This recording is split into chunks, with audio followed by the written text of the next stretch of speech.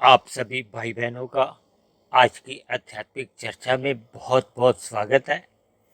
आज की चर्चा का विषय है सतयुग से कलयुग का आगमन। देखिए, जैसे हम सभी भाई बहन इस बात से तो परिचित ही हैं कि वर्तमान युग जिसमें आप और हम सभी भाई बहन रह रहे हैं, जी रहे हैं, अपना अपना जीवन व्यतीत कर रहे हैं, जब प्रकृति की एक व्यवस्था द्वारा जो एक युग इस समय चल रहा है, उसी का नाम ही देखिए कलयुग है। अक्सर देखिए कलयुग को कल पुर्जों से भी जोड़ दिया जाता है, तमोगुण की प्रधानता से भी जोड़ दिया जाता है, या दूसरे शब्दों में आप यूं भी कह सकते हो आध्यात्मिक ज्ञान की न्यूनता से भी जोड़ सकते हो। देखिए, वर्तमान समय को जो कलयुग कहा जाता है ना, इसके बारे में भी एक बात और कही जाती है कि कलयुग का जो एक समय है वो लगभग 5120-25 वर्ष के आसपास ही अभी बीता है। और जबकि शास्त्रों में तो देखिए कलयुग का जो एक समय बताया गया है वो बताया गया 4,32,000 वर्ष का।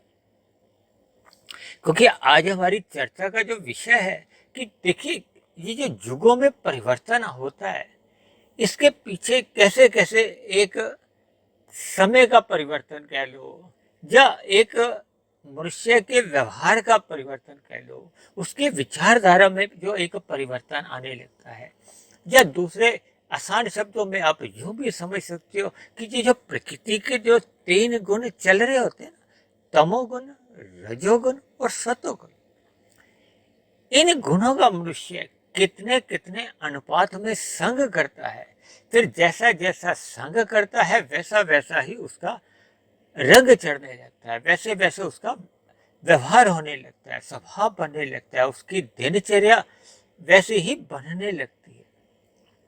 देखिए, अक्सर कहा जाता है ना कि मनुष्य योनि में ये ब्राह्मण है, ये क्षत्रिय है, ये वैश्य है, ये शूद्र है। अक्सर देखिए ये शास्त्रों में ये 4 वर्णों का एक वर्णन भी आता है, लेकिन एक साधारण मनुष्य है, इन जो 4 वर्णों का जो वर्णन आता है, जिसके द्वारा इनके ये मनुष्य के देखिए पुरुषार्थ होते हैं, जो उसकी जो एक दिनचर्या की स्थितियां बनती हैं। देखिए, दिनचर्या किसको कहते हैं? जो हम दिन में अपना एक चाल चलन रखते हैं। चर्या का अभिप्राय होता है कि आपका हमारा स्वभाव में, आचरण में, व्यवहार में, या आपके हमारी जो गतिविधियां चलती हैं, जो आपके हमारे चाल चलन रहते हैं, जो क्रियाएं होती हैं, इन सभी से लिया जाता है। और अक्सर देखिए इसका नाम एक दिनचर्या भी कह दिया जाता है, क्योंकि दिन में ही हम करते हैं ना। देखिए, रात को अक्सर हम रात के समय को हम सोने से ले लेते हैं। हालांकि देखिए रात को भी जब हम प्रकाश करके अपनी गतिविधियां करते हैं तो वो भी आपकी हमारी एक दिनचर्या का ही एक अंग बन जाती है। लेकिन फिर भी देखिए एक साधारण मनुष्य है जो आज कलयुग चल रहा है, उस कलयुग में एक साधारण मनुष्य की जैसी जैसी दिनचर्या होती है, जैसा जैसा स्वभाव होता है, फिर वैसा वैसा ही उसके जीवन में वो एक वर्ण का जो एक उपाधि सी दे दी जाती है। देखिए, ये जन्म से कोई अगर ब्राह्मण घर से हुआ है तो वो भविष्य में देखिए शूद्र भी, वैश्य भी, क्षत्रिय भी बनते हुए देखेगी। और एक मनुष्य अगर शूद्र के घर में जन्म हुआ है, लेकिन उसके व्यवहार में जैसे जैसे ब्रह्मचर्य अधिक प्रधान होने लगते हैं तो वो ब्राह्मण बन जाता है। यानी कि एक साधारण मनुष्य अक्सर इनको जन्म से जोड़ता है, जबकि इनको देखिए कर्म से जोड़ना चाहिए।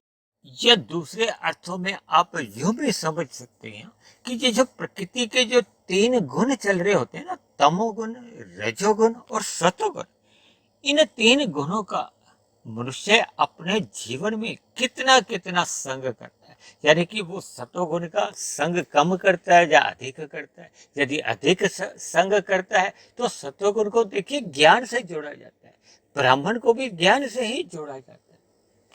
इसलिए उसके जीवन में फिर ब्राह्मण तत्व की प्रधानता आने लगती। इसी तरह जब मनुष्य भले ही ब्राह्मण परिवार में भी उसका जन्म हुआ, लेकिन उसकी दिनचर्या में, उसके व्यवसाय में, या उसके दैनिक कार्यों में अगर शूद्र या तमोगुण की ही प्रधानता है या रजोगुण की ही प्रधानता है, तो फिर वो ब्राह्मण नहीं रह सकता। वो फिर देखिए वैश्य बन जाता है या शूद्र बन सकता है। देखिए ये जो तीन गुण है ना, तमोगुण, रजोगुण और सतोगुण, इन गुणों की जैसे जैसे हम अपने जीवन में संग करते हैं, प्रधानता लेके आते हैं या अपने स्वभाव में इनका आचरण में लाते हैं, चाल चलन में लाते हैं, फिर वैसे वैसे ही हम वर्तमान जीवन में ब्राह्मण कहला सकते हैं, क्षत्रिय कहला सकते हैं, वैश्य कहला सकते हैं और शूद्र भी कहला सकते हैं। क्योंकि आज का जो हमारा विषय है सतयुग से कलयुग का आगमन, क्योंकि वर्तमान समय देखिए कलयुग चल रहा है और कलयुग में आप और हम देख ही रहे हैं कि लोगों के व्यवहार में जो एक ब्राह्मण तत्व है वो तो कहीं कोई विशेष दिखाई नहीं दे रहा, और ये जो क्षत्रिय तत्व है वो भी कम दिखाई दे रहा है। और क्योंकि अभी कलयुग का देखिए आरंभ हुआ है, क्योंकि कुल जो इसकी आयु है, जैसे आप और हम भी एक आयु लेके आते हैं ना, हमारी तो देखिए आयु कम अधिक भी हो सकती है, लेकिन शास्त्रों के अंदर जितनी जितनी इन युगों की आयु कही गई है ना, वो उतनी उतनी ही आयु समाप्त होने पे फिर वो एक अगले युग का प्रवेश होता है। यानी कि ये जो क्रम चलता है ना, सतयुग से देखिए त्रेता युग आता है, त्रेता से फिर द्वापर युग आता है और द्वापर से फिर कलयुग आता है। इनको आप गुणों से भी जोड़ सकते हो। देखिए सतयुग में सतोगुण की प्रधानता होती है, यानी कि लोगों के व्यवहार में, उनके सोच में, उनके विचारों में धर्म प्रधान होता है, अधर्म नहीं होता। जैसे जैसे सतयुग एक अपनी गति पकड़ता है, देखिए सतयुग का समय कलयुग का जितना समय है ना, जैसे कलयुग का समय है 4,32,000 वर्ष, इसी तरह द्वापर युग का इससे दुगना कहा गया है और त्रेता युग का इससे तिगुना कहा गया है। इसी आधार को आगे बढ़ाते हुए सतयुग को देखिए 4 गुना कहा गया है।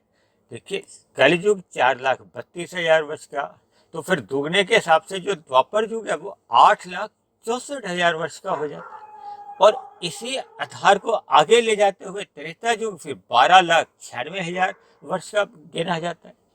इसी गणना के आधार पे फिर सतयुग की आयु 17,28,000 वर्ष बढ़ जाती है। देखिए क्योंकि मैंने बताया ना अभी कलयुग का जो आरंभ हुआ है ये मात्र एक 5,120-22 वर्ष ही बीते हैं। देखिए जैसे ही ये जो महाभारत का जो अंत हुआ था, ये द्वापर युग का इसको अंत माना गया, शास्त्रों में कहा गया। उसके बाद ही देखिए ये कलयुग का प्रवेश हुआ था। और कलयुग का और सतयुग में क्या एक विभिन्नता है, देखिए वो विभिन्नता हमने मोटे अर्थों में देखिए इसको रंगों से ही दिखा दी है। देखिए सतयुग को हमने आज के वीडियो के चित्र में सफेद रंग से दिखाया ना, सफेद रंग को हम सतोगुण से दिखाते हैं। जब सतोगुण की प्रधानता होती है, लोगों में एक धर्म की एक प्रधानता बनी रहती है, उनके व्यवहार में किसी भी प्रकार का कोई छल कपट ठगी नहीं होती, सभी मनुष्यों का एक दूसरे के प्रति एक अच्छा व्यवहार होता है, धार्मिक व्यवहार होता है। धार्मिक से ही देखिए मुझे एक बात और ध्यान में आ रही है कि हमने एक चर्चा कुछ समय पहले, शायद 1-1.5 साल पहले हमने की थी कि मनुष्य के देखिए 3 प्रकार के व्यवहार होते हैं। भौतिक व्यवहार भी होता है, धार्मिक व्यवहार भी होता है, आध्यात्मिक व्यवहार भी होता है। अक्सर मनुष्य धार्मिक और आध्यात्मिक में कोई भेदभाव नहीं करता। एक मनुष्य भौतिक है, भौतिक किसको कहते हैं? देखिए जब हम विषय भोगों की ओर ही अपने जीवन को लगा देते हैं तो फिर आपका हमारा जीवन भौतिक कहलाता है। देखिए आज जो कलयुग चल रहा है इसमें आप और हम सभी भाई बहन ये महसूस करते ही हैं कि देखिए हमारा उठने के बाद, सुबह उठने के बाद और रात को सोने तक आपके हमारे जीवन में भौतिकतावादी अधिक आ चुकी है। भौतिकतावादी से अभिप्राय ही ये कि आपके हमारे जीवन में भोगों को ही प्रमुखता दी जाती है।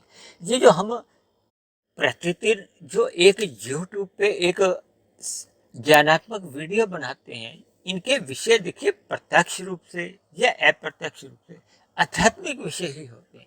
अध्यात्म का मतलब ही ये होता है कि जब हम आत्मा के बारे में, परमात्मा के बारे में, इन चेतन तत्वों की ही बात करते हैं। और ये जो माया है ना, देखिए हम प्रतिदिन ये जो माया यानी कि प्रकृति के जो 3 गुण हैं, तमोगुण, रजोगुण और सतोगुण, इनकी भी चर्चाएं करते हैं। यदि आप समझो कि ये भौतिक तत्व हैं तो हम इनकी चर्चा क्यों करते हैं? क्योंकि देखिए एक मनुष्य के 3 शरीर हैं, स्थूल शरीर, सूक्ष्म शरीर और कारण शरीर। ये भी देखिए भौतिक ही माने जाते हैं। लेकिन एक साधारण मनुष्य जब अपने जीवन में स्थूल शरीर को विषय भोगों में ही लगा देता है तो शास्त्रों में कहा गया कि उसका फिर जीवन वो भौतिकवादी ही कहलाता है। जब जब मनुष्य अपने जीवन में धर्म को एक अधिक महत्व देता है, देखिए धर्म का अभिप्राय कोई पूजा पाठ से नहीं लिया जाता। धर्म का एक अर्थ है वो ये है कि हम जो भी अपने कार्य करें, हम अपने सुख को अर्जित करने के साथ साथ अन्य जीवों के सुखों का भी ध्यान करें। यानी कि जैसे हम देखिए यातायात के नियमों का पालन करते हैं तो इसमें हमें भी सुख मिलता है, अन्य वाहन चालकों को भी सुख मिलता है। मैं तो अक्सर ये देखिए यातायात में ये जो चौराहों पे लाल बत्ती के जो जितने भी व्यवस्था है इनको भी मैं धर्म से ही जोड़ता हूँ, क्योंकि इसमें हमें धर्म का ही ज्ञान होता है। देखिए ऐसा कोई भी व्यवहार या विचार जो हम धारण करते हैं उसी को ही धर्म मानते हैं। देखिए धारण यदि हम ये करते हैं कि देखिए मैं भी सुखी रहूं, अन्य मनुष्य भी सुखी रहे, तो वो तभी रह सकते हैं ना जब कोई एक व्यवस्था में हम अपने कर्तव्य कर्मों का पालन करें और दूसरे मनुष्य अपने कर्तव्य कर्मों का पालन करें। देखिए जब अब लाल बत्ती होती है तो हम अपने वाहन रोक देते हैं ना, तो उसी दौरान में किसी अन्य वाहन वालों के लिए हरी बत्ती होती है तो वो अपना वाहन आगे ले जाते हैं, तो उनके लिए सुविधा होती है। इसी तरह जब उनकी लाल बत्ती हो जाती है तो हमारी हरी बत्ती हो जाती है, तो हम अपने वाहन को आगे ले जाते हैं। यानी कि एक ऐसी व्यवस्था बनी रहती है जिसमें हम सभी मनुष्यों का हित छिपा होता है। क्योंकि परमात्मा के तो हम सभी देखिए जितने भी आत्मा हैं, चाहे हम मनुष्य योनि में हैं, चाहे पशु पक्षी, पेड़ पौधे, कीट पतंगे, ये जो 84 लाख प्रकार की विभिन्न प्रकार की जो जोनियां का वर्णन आता है। देखिए कितनी जोने तो हम अपने घरों के आसपास ही प्रत्यक्ष रूप से ही देखते हैं। और मैं तो अक्सर कह देता हूँ कि यदि मनुष्य इन 84 लाख जोनियों को नहीं भी मानता तो जितनी जितनी आपने अपने जीवन में देखी जोनियां देखी हैं उतनी उतनी आप मानते जाओ, और मरते दम तक जितनी देख लेते हो तो जब आपको फिर विश्वास होने लगा तो फिर आपको शास्त्रों में कही गई एक एक शब्द पे विश्वास आने लगेगा। आप स्वीकार करने लगोगे कि जो शास्त्रों में 84 लाख प्रकार की जोनियों का वर्णन आता है वो 100% सही कहा गया।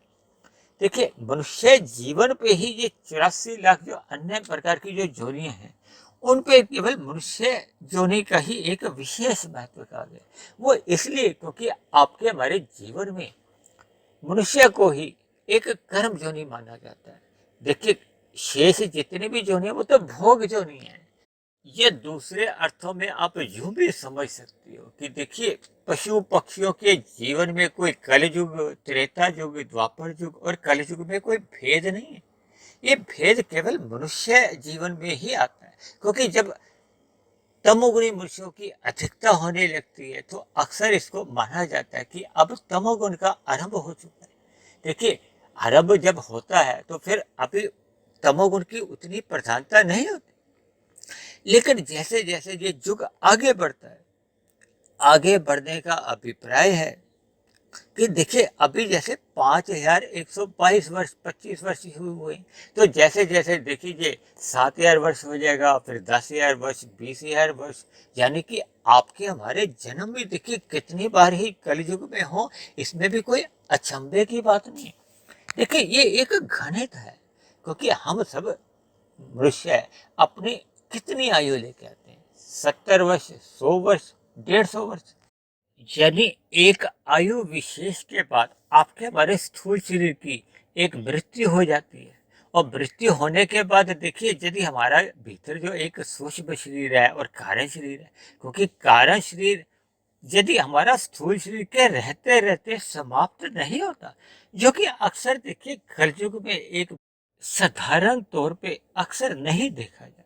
देखिए ये एक सच्चाई है, क्योंकि मनुष्य जीते जी अगर मायातीत हो जाता है, यानी कि स्थूल शरीर के रहते रहते यदि उसका कारण शरीर समाप्त हो जाते हैं, उसके जितने भी बुरे संस्कार हैं वो समाप्त हो जाते हैं और उसका कारण शरीर पूर्ण रूप से पवित्र हो जाता है। तब ऐसी स्थिति में उसका सूक्ष्म शरीर भी पवित्र हो जाता है और स्थूल शरीर अपना प्रारब्ध भोग कर जैसे ही मृत्यु को प्राप्त होता है, तब ऐसी स्थिति में उसका फिर 84 लाख योनियों में कोई नया स्थूल शरीर की प्राप्ति नहीं होती, क्योंकि देखिए कारण ही समाप्त हो जाता है, तो फिर कार्य का तो होने का प्रश्न ही नहीं होता।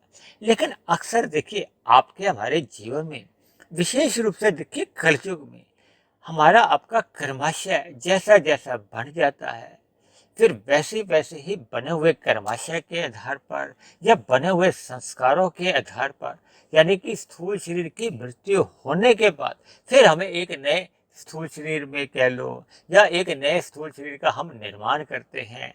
ये एक प्रक्रिया चलती है। तो फिर वैसे वैसे ही देखिए आगे गतियां होती हैं, अधोगति भी हो सकती है और विभिन्न प्रकार की स्थितियां बनती रहती हैं। देखिए इन पर भी अक्सर हम चर्चाएं करते रहते हैं। इसीलिए तो बार बार कहा जाता है कि मनुष्य जीवन पाकर आपको हमें सर्वप्रथम देखिए अपने कर्मों में सुधार करना चाहिए, क्योंकि मनुष्य से नीचे की और मनुष्य से ऊपर की जोनी वही केवल भोग जोनी है। मनुष्य जोनी को भोग जोनी कहीं भी शास्त्रों में कहा ही नहीं गया। लेकिन कलयुग में आप और हम क्या देखते हैं कि हम एक साधारण मनुष्य है, देखिए इन विषय भोगों के लिए ही धर्मानुसार कर्म ही नहीं करते। कब मनुष्य पाप कर्म कर जाता है, तो इन विषय भोगों के लिए जब मनुष्य पाप कर्म करता है तो वैसा ही फिर उसका कर्माशय बनता है और वैसे ही फिर संस्कार बनते हैं, क्योंकि जैसे जैसे मनुष्य कर्म करता है वैसे वैसे संस्कार बनते हैं और जैसे जैसे हमारे संस्कार बनते हैं, स्वभाव बनता है, संस्कार बनते हैं और वैसे वैसे ही देखिए ये युगों का एक पता चल जाता है ना। देखिए आज आपके हमारे व्यवहार में देखिए तमोगुण की प्रधानता है या कहीं कहीं रजोगुण की प्रधानता है, सतोगुण की देखिए प्रधानता कम देखी जाती है। देखिए सतोगुण की प्रधानता तभी संभव हो पाती है जब उसके व्यवहार में सतोगुण की अधिक प्रधानता होगी। वो तमोगुण का संग जो एक मल रूपी संग है उससे बचेगा, रजोगुण मात्र एक मर्यादा में रखेगा। मर्यादा का अभिप्राय क्या है कि आपको हमें केवल अपने स्थूल शरीर की आवश्यकता तक ही पुरुषार्थ करना है या अपने परिवार का पालन पोषण करने के लिए एक पुरुषार्थ करना है।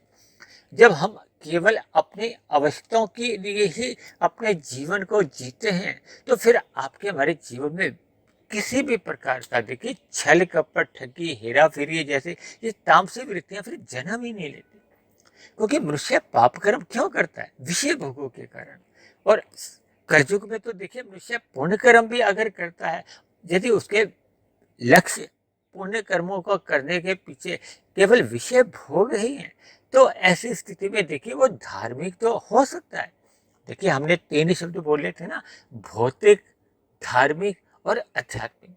जब जब मनुष्य धर्मानुसार अपने कर्मों को एक दिशा देता है, यानी कि अन्य जीवों को पीड़ा नहीं देता, केवल अपने विषय भोगों को भोगने में भी उसकी रुचि रहती है और उसके जीवन में एक कर्म कांड भी बने रहते हैं। भले ही देखिए आरंभ में कर्म कांड ज्ञानपूर्वक कम होते हैं, लोभ जब भय से ही होते हैं, लेकिन भय से या लोभ से भी कर्म कांड करते रहने से तो उसका जीवन कुछ एक पाप कर्मों से तो देखिए बच ही जाता है, यानी कि उसके जीवन में धर्म एक प्रधान स्थिति में आने लगता है। लेकिन जब जब हम अपने जीवन में अध्यात्म को अधिक महत्व देते हैं, यानी कि भगवान की ओर अपना लक्ष्य बना लेते हैं, परमात्मा की सम्मुखता को ही अपने जीवन का एक विशेष लक्ष्य बना लेते हैं, तब ऐसी स्थिति में मनुष्य ब्रह्म मुहूर्त का संग करने लगता है। देखिए ब्रह्म मुहूर्त किसको कहते हैं? जब सतोगुण अपनी शुद्धतम अवस्था में होता है। शास्त्रों में कहा गया और हम तो इस पर कितनी ही चर्चाएं भी कर चुके हैं कि सूर्य निकलने से पूर्व के जो 2 घंटे 40 मिनट का जो समय होता है ना, वो ब्रह्म मुहूर्त का कहलाता है। देखिए प्राचीन काल में तो प्रभात फेरी का एक प्रचलन था, इसको अमृत बेला भी कहा जाता है। देखिए वर्तमान समय भी देखिए अब कार्तिक का समय आरंभ होने जा रहा है। अक्सर देखिए कार्तिक के महीने में, यानी कि दीपावली का जो जो पर्व आता है, वर्तमान समय तो वही चलने आरंभ हो गया है। तो ऐसे में देखिए कार्तिक के महीने में लोग सुबह जल्दी उठ जाते हैं, प्रभात फेरियों में भी जाना आरंभ कर देते हैं, यानी कि प्रभात फेरियां निकलनी आरंभ हो जाती हैं, यानी कि हम धर्म को अधिक महत्व देने लगते हैं। लेकिन जैसे जैसे ये मनुष्य के जीवन में शेष जो समय आता है, वो मनुष्य धर्म को जब अधिक महत्व देता नहीं है, तो फिर उसका व्यवहार बदल नहीं पाता। देखिए, व्यवहार क्या है? जब हम किसी भी कार्य को बार बार उसी रूप में करते हैं, उसको अभ्यास करते हैं, तब हमारे आपके व्यवहार में, स्वभाव में परिवर्तन आता है। ये परिवर्तन क्या है? देखिए, जब आपके हमारे जीवन में सात्विक वृत्तियां अधिक बनने लगती हैं, सात्विक वृत्तियां अधिक बनने पे ही मनुष्य का एक राजसी जीवन व्यवस्थित रहता है, उसकी दिनचर्या भी व्यवस्थित रहती है। लेकिन कलयुग में क्या देखा जा रहा है? देखिए, शास्त्रों में कहा गया ना, कलयुग कहाँ वास करता है? 5 उसके क्षेत्र बताए गए। पहला बताया गया, देखिए, धूत कीड़ा। ये जो मनुष्य विभिन्न प्रकार के, ये जो जुआ देखती हो ना, मद्यपान, जो विभिन्न प्रकार के नशे होते हैं, और एक कहा गया स्त्री संघ। स्त्री संघ को चाहे आप पुरुष संघ भी समझ, देखिए एक ही बात है, स्त्री संघ कहो या पुरुष संघ। और चौथा कहा गया है हिंसा। हिंसा क्या होता है? जब हम अन्य जीवों के साथ छल कपट, ठगी, हेरा फेरी करते हैं। और हिंसा विशेष रूप से देखिए, जब हम अपने भोजन में मांसाहार को महत्व देते हैं, जबकि शास्त्रों में तो देखिए हम सभी मनुष्यों के लिए शाकाहार भोजन का ही एक व्यवस्था है, या उसी के लिए ही एक दिशा निर्देश है। जब मनुष्य हिंसा करता है, मांसाहार को महत्व देने लगता है, तो उसके जीवन में देखिए एक कलयुग का ही प्रवेश होता है। और 5वां स्थान जो कलयुग का कहा गया, वो कहा गया है स्वर्ण में, धन में, या रजोगुण में। रजोगुण का अभिप्राय उससे नहीं है कि जब हम मेहनत करके धर्मानुसार कोई धन अर्जित करते, जब हम अन्य जीवों के साथ चतुराई करते हुए अनीतिगत कार्य करने लगते हैं, तो उस धन को या उस स्वर्ण को या विभिन्न प्रकार की जितनी भी वो आर्थिक गतिविधियां होती हैं, उसको भी फिर कलयुग ही कहा जाता है। यानी कि कलयुग का जो प्रवेश है, वो दूत कीड़ा, मद्यपान, स्त्री या पुरुष संग, हिंसा और स्वर्ण में कहा गया है। और इन 5 प्रवृत्तियों में जब जब मनुष्य अधिक संलग्न रहता है, तो उसके जीवन में कलयुग की फिर प्रधानता होने लगती है। कलयुग की प्रधानता का अभिप्राय है कि उसके व्यवहार में तमोगुण की प्रधानता होने लगती है। तमोगुण को ही मोहनात्मक स्थिति कहा जाता है, और रजोगुण को भोगात्मक स्थिति कहा जाता है। यानी कि तमोगुण की स्थिति में देखिए अज्ञानता अधिक बनी रहती है। तमोगुण को पदार्थों से भी जोड़ा जाता है, अंधकार से भी जोड़ा जाता है। ये मनुष्य के जीवन में जितना अधिक तमोगुण का वास होता जाता है, देखिए जब मनुष्य शाम को, जब तमोगुण का आरंभ होता है, सूर्य डूबने के साथ ही तमोगुण का आरंभ हो जाता है। और जब घोर तमोगुण की स्थिति आती है, तब मनुष्य अगर उस घोर तमोगुण में अपनी नींद का संग नहीं करता, यानी कि रात को सोने नहीं जाता और अपनी गतिविधियों में, अपने क्रियाकलापों में ही लगा रहता है, तब ऐसी स्थिति में जो घोर तमोगुण का संग है, वो मनुष्य के कारण शरीर में अशुभ संस्कार बनाने लगता है। दूसरा, जब मनुष्य रात को देरी तक जागता रहता है, तो सुबह जो ब्रह्म मुहूर्त का समय होता है, देखिए सूर्य निकलने से पूर्व के जो 2 घंटे 40 मिनट का समय होता है, उसको ब्रह्म मुहूर्त कहा जाता है। ब्रह्म मुहूर्त एक सतोगुण की शुद्धतम अवस्था होती है, जिसमें परमात्मा से जुड़ना बहुत ही आसान होता है। और मनुष्य के जीवन में जितना जितना सतोगुण बढ़ता जाता है, उतना उतना उसके कारण शरीर में कलयुग का प्रभाव कम पड़ता है। देखिए, जब जब हम सोए रहते हैं, तो फिर हमारे जो एक ज्ञान की स्थिति होती है, वो फिर अज्ञानता में ही बनी रहती है। देखिए, रात को भी हम अज्ञानता की स्थिति में रहते हैं, और सुबह जब ज्ञान की स्थिति परमात्मा की ओर से, जब प्रकृति की एक शुद्ध सतोगुण की ओर से हमें लाभ उठाने की होती है, उस समय मनुष्य अक्सर सोया रहता है। देखिए, ये जो प्रभात फेरी का मैंने जिक्र किया था ना, ये प्रभात फेरी का चलन भी इसलिए हुआ कि मनुष्य किसी बहाने परमात्मा से जुड़े, ब्रह्म मुहूर्त का संग करे, ताकि उसका जो एक दिनचर्या है वो एक व्यवस्थित रहे। जब जब मनुष्य का सतोगुण एक व्यवस्थित रहता है, एक उच्चतम स्थिति में रहता है, तो उसका फिर रजोगुण का जो मल रूपी संग है, जब भोगों से भी वो अपने आप को बचा लेता है। और ऐसी स्थिति में फिर वो तमोगुण का संग तो बिल्कुल भी नहीं करता। यानी कि वो पाप कर्मों से भी बचा रहता है और राजसी जो विषय भोग है उनसे भी वो एक मर्यादा तक ही उनको संग करता है, यानी कि अपने स्थूल शरीर की आवश्यकता तक ही उसका संग करता है, जिसके फलस्वरूप उसका सत्संग में मन लगने लगता है।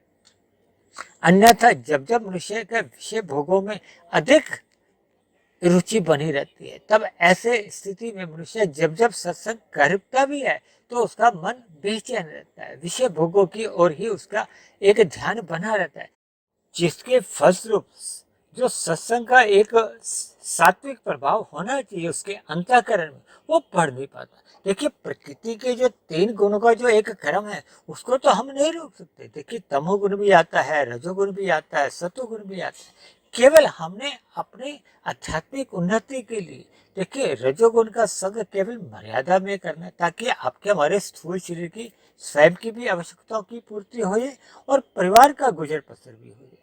और तमोगुण का संग केवल हमने नींद को लेने के लिए ही करना है, ना कि उसका मल रूपी गतिविधियों से हमें किसी भी प्रकार का कोई संग करना है। और सतोगुण का जो एक संग होता है, जो एक अवसर रूप में हमें ब्रह्म मुहूर्त का मिलता है, उस ब्रह्म मुहूर्त का हमें संग करना चाहिए, ताकि आपके हमारे जीवन में सात्विक वृत्तियां अधिक जन्म लें, आपके हमारे कारण शरीर में शुभ संस्कार बनने लगे और जो पहले के अशुभ संस्कार बन चुके हैं वो क्रमशः समाप्त होते जाए, शिथिल होते जाए और अंततः वो दग्ध बीज हो जाए, ताकि आपके हमारा कारण शरीर भी पवित्र हो जाए, जिसके फलस्वरूप आपके हमारे सूक्ष्म शरीर में फिर सदा ही शुभ वृत्तियां जन्म लेती हैं। शुभ वृत्तियां जन्म लेने से फिर आपके हमारे स्थूल शरीर द्वारा जो एक कर्म होते हैं वो भी एक सात्विक दिशा में ही होने लगते हैं, जिसके फलस्वरूप देखिए जो बाहर का तमोगुण या बाहर का जो एक कलयुग का वातावरण बना भी हुआ है वो एक उस मनुष्य को उतना प्रभावित नहीं कर पाता, जब उसका अंतःकरण एक शुभ स्थिति में बना होता है। शुभ स्थिति का अभिप्राय ही है कि उसमें सात्विक संस्कारों की प्रधानता होती है। तब ऐसी स्थिति में देखिए जो सतयुग से त्रेता, त्रेता से द्वापर, द्वापर से फिर देखिए जिस युग में आपर हम रह रहे हैं वो कलियुग चल रहा है। इसलिए जो कलियुग का जो एक तामसिक प्रभाव है उस प्रभाव से मनुष्य अपने आप को बचा सकता है।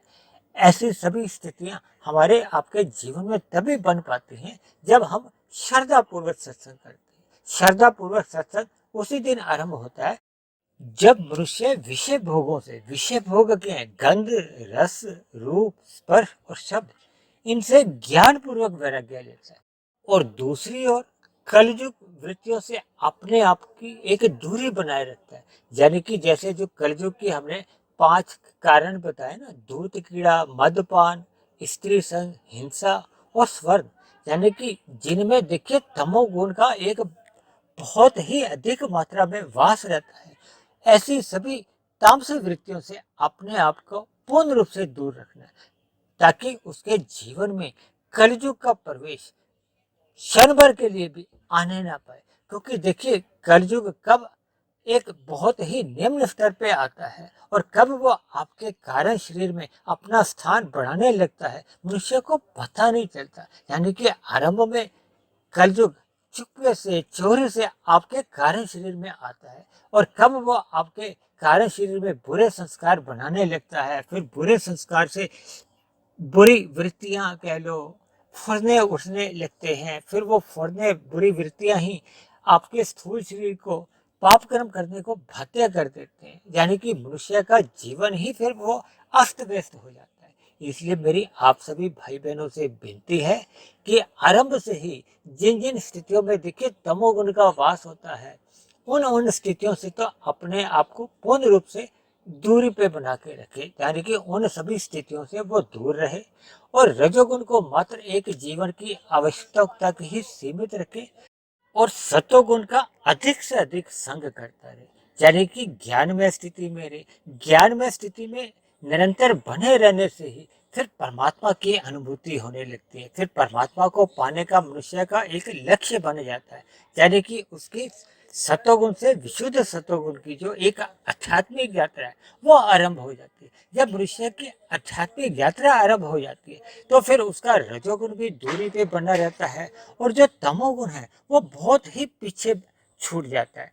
तो ऐसी सभी शुभ स्थितियाँ तभी आपके हमारे जीवन में बन पाती हैं जब मिले हुए जीवन में परमात्मा को पाने का हमारा एक लक्ष्य बना रहता है। तो ऐसी सभी शुभ स्थितियाँ यदि आपके हमारे मन में निरंतर एक बनी रहती हैं, यानी कि परमात्मा को पाने का आपका हमारा एक लक्ष्य बना रहता है, तो वर्तमान समय में जो कलयुग चल भी रहा है उसके प्रभाव से मनुष्य अपने आप को बचा सकता है। तो ऐसी सभी शुभ स्थितियां हम सभी भाई बहनों के जीवन में निरंतर बनी रहे, ताकि हम कलयुग के जो दूषित प्रभाव से भी अपने आप को बचा सकें। तो इन्हीं शब्दों के साथ आज की चर्चा को अब हम यही विश्राम देते हैं। आप किसी भाई बहन का आज की आध्यात्मिक चर्चा से संबंधित किसी प्रकार का कोई आध्यात्मिक प्रश्न हो तो आप नीचे दिए गए कमेंट्स बॉक्स पर जाकर लिख सकते हैं। और यदि मेरी कही गई बातों पर यदि आपका किसी प्रकार का कोई मतभेद हो, कोई शिकायत हो, या मेरी कही गई बातों पर आपकी कोई आपत्ति हो, तो आप नीचे दिए गए कमेंट्स बॉक्स पर जाकर आप अपनी शिकायत भी लिख सकते हैं।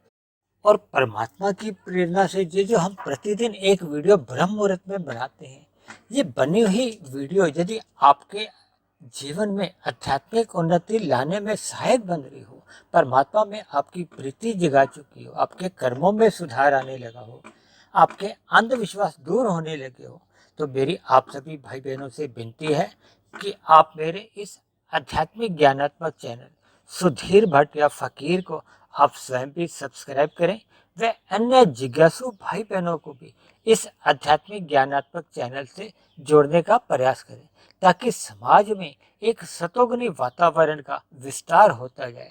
उस सतोगुनी वातावरण में हम सभी भाई बहनों का सुखमय जीवन बीते, परमात्मा में सदा हमारी प्रीति बनी रहे। तो इन्हीं शब्दों के साथ आज की चर्चा को अब हम यही विश्राम देते हैं। कल फिर मिलते हैं एक नए विषय को लेकर, एक नए संदेश के साथ। तब तक आप सभी भाई बहनों का बहुत बहुत धन्यवाद।